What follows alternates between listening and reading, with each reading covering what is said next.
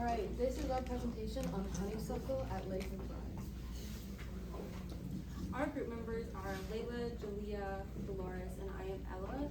We are working closely with Ron Bootman, who is a park manager at Lake McBride State Park, and he also works for the Iowa Department of Natural Resources.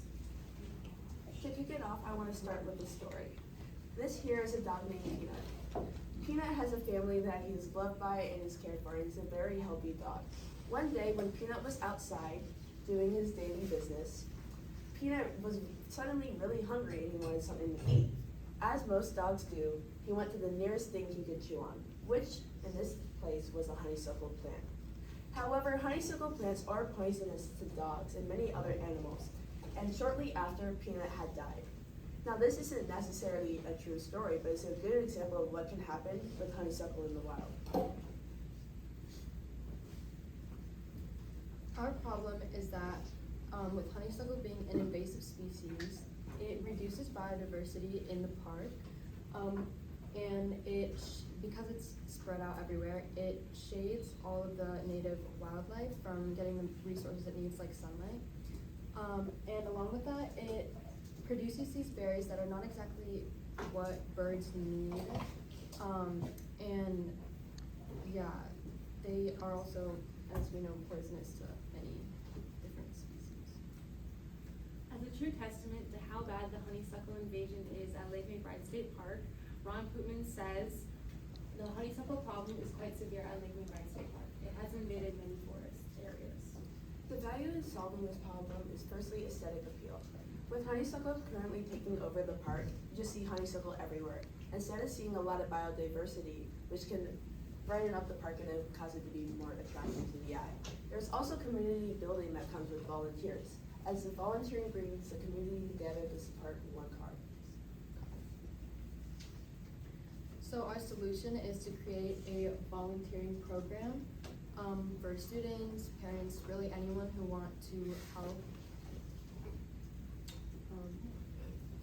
Volunteers will either trim the branches of the honeysuckle or cover the plant with like a trash bag.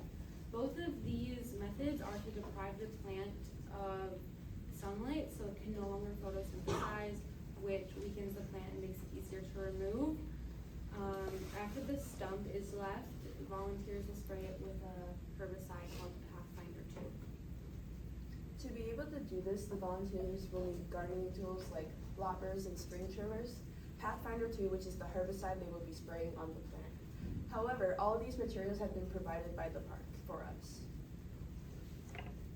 So we received 54 interviews, and 90% of people think that volunteering is a viable solution, so we will be sticking with that. However, our biggest feedback was that we needed to provide incentives. So we'll have snacks and drinks at the site for volunteers, and silver cord hours for students, and of course we'll have merchandise.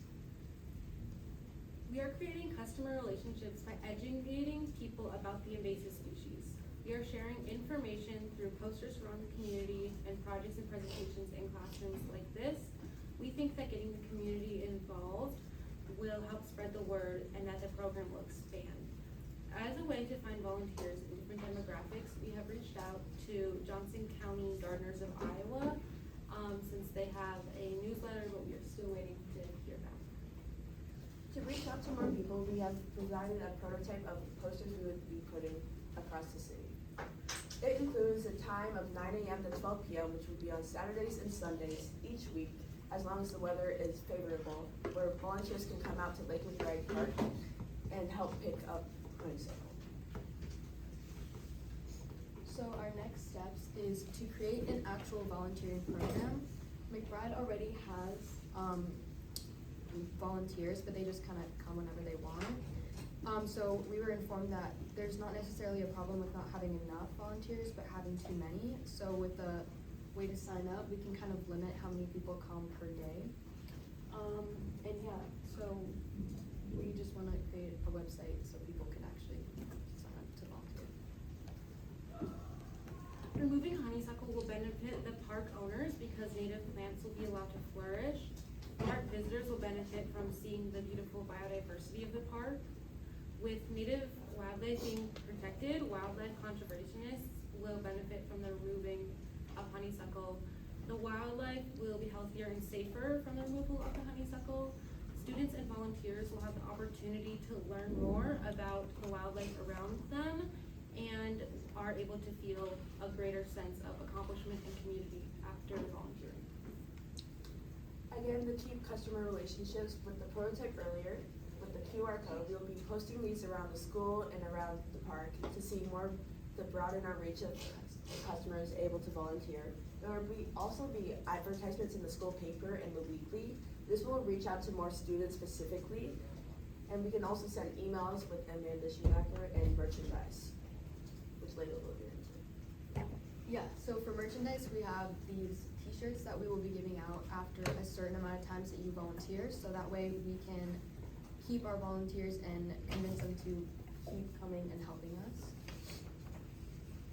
So for cost structure, there is no cost for volunteers to work. However, we will be providing them with snacks and water, which will have a small price. For example, bottled water and oranges would cost about 45 cents per volunteer. Advertisements and flyers have been made by us for free. Merchandise would have a cost of around $8 per shirt, but merchandising is not. It's like a secondary priority for our solution. With their solution, there is no revenue generally funded with the volunteers coming back to the park, and admission at this Lake McBride State Park is free. If we are selling merchandise, the profit would go back to Lake McBride and would be reinvested into our program to help save the park. Let's help protect our prairies at Lake McBride. Any questions?